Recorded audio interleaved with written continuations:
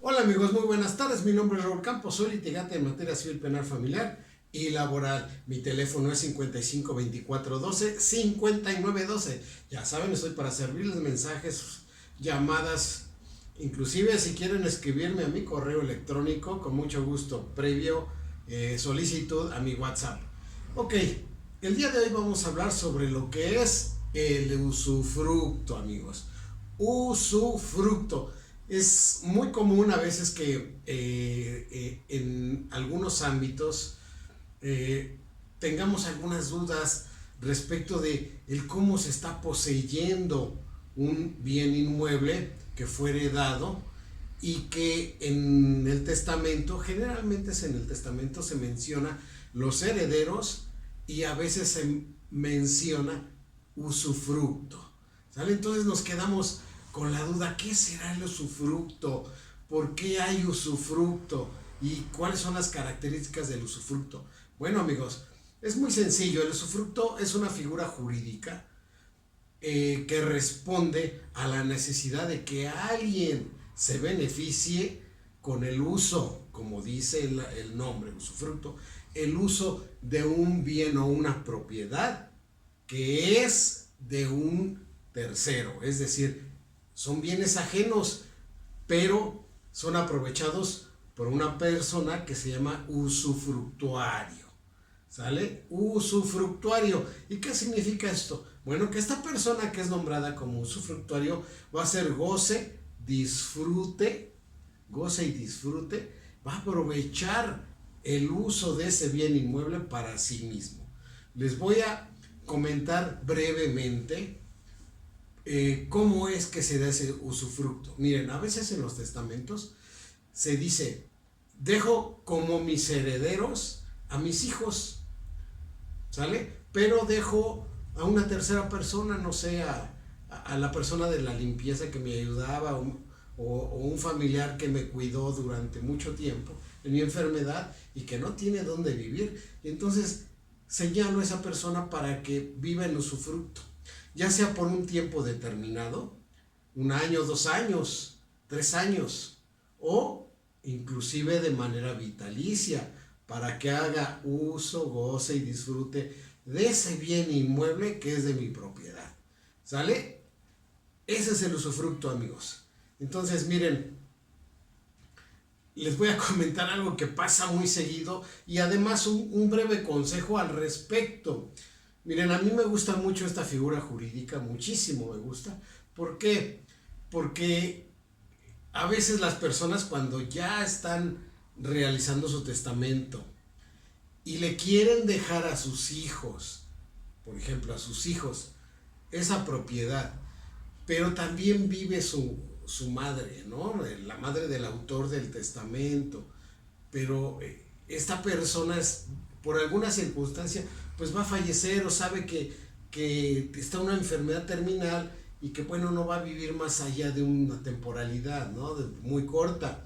Entonces tiene a su madre y a sus hijos viviendo en la misma propiedad. Y él piensa, o ella piensa, si yo dejo mi testamento a mis hijos, son bien canijos los hijos, no van a dejar que mi madre viva ahí, ya dejando yo mi testamento y cuando yo falte, como no hay conciencia en estos jóvenes o en estos muchachos, hijos, sobre el respeto a los adultos mayores, ¿no? No tienen el mayor interés por darle una seguridad a su abuelita, ¿no? Pues son capaces de echarla a la calle. Entonces, para evitar eso, pueden señalar en su testamento que dejan los bienes o el bien inmueble a sus hijos, en partes iguales o a uno solo, todo, etcétera, ¿no? Nombran su albacea, pero pueden señalar que en usufructo vitalicio o en usufructo de tanto tiempo se lo pueden dejar a su señora madre. ¿Sale? ¿Para qué?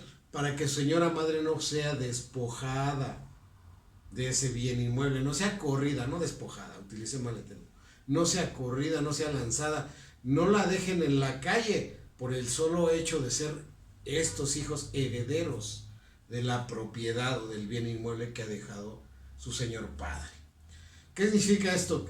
Que estos hijos que heredaron o van a heredar la propiedad, sí van a ser legítimos primero herederos en virtud del testamento y después del trámite sucesorio adjudicatarios, y en su oportunidad se va a escriturar a su nombre la propiedad.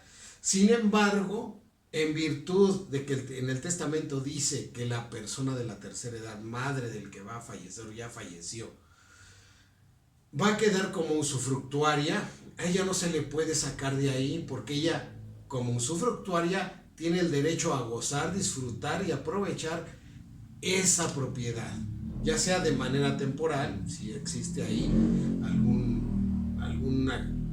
algún tiempo que se determine en el testamento, o de manera vitalicia, es decir, hasta que fallezca, toda su vida puede estar ahí viviendo.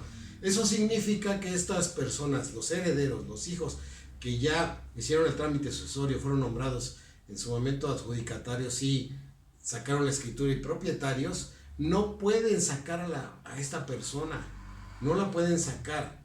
Y aquí entra otra figura jurídica que se llama nuda propiedad.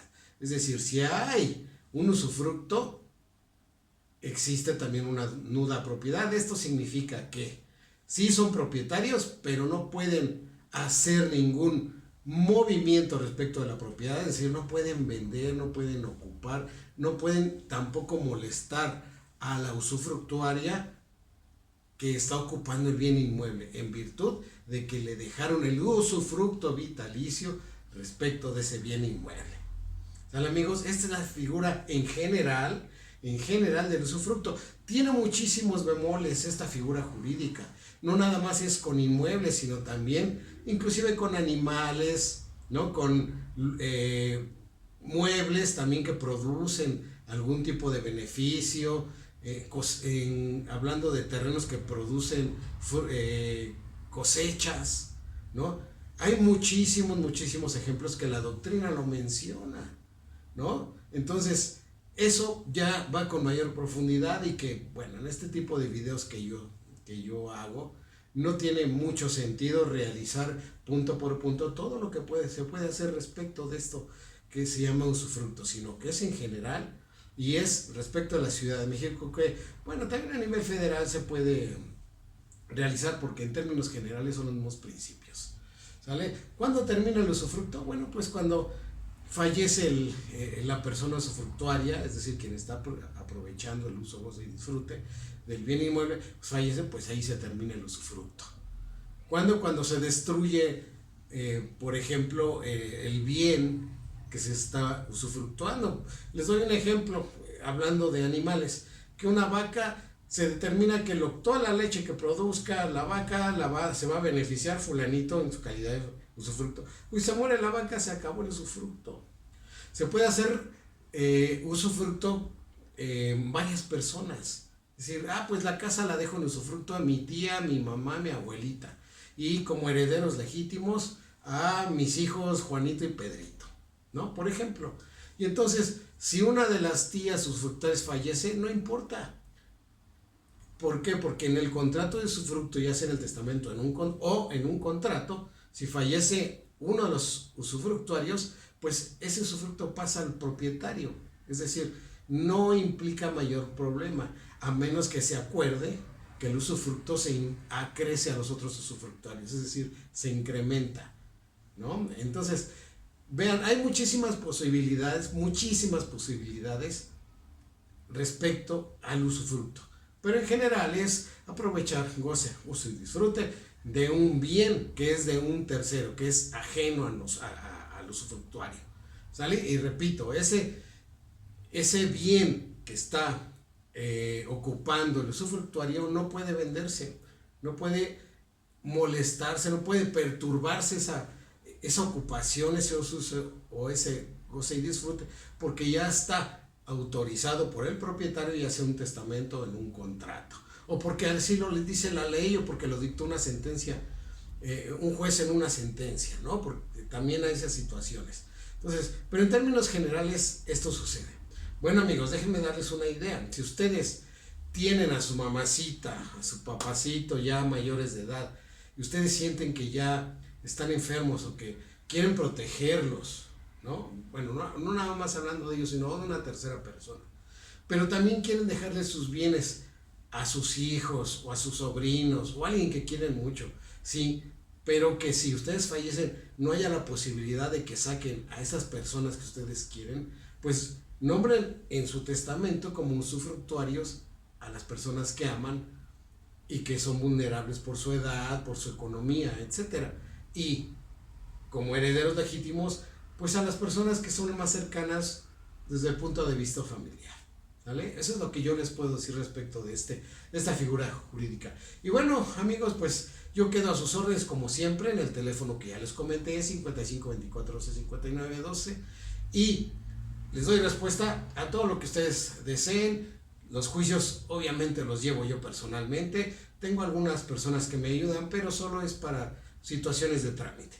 Ustedes requieren mi presencia personal, yo siempre estoy dispuesto, claro, con anticipación, y yo los atiendo. Yo he visto muchas veces quejas que dicen, oiga, yo contraté a cierto abogado y no viene él, me manda a su pasante, y su pasante la verdad es que no sabe del asunto, se viene...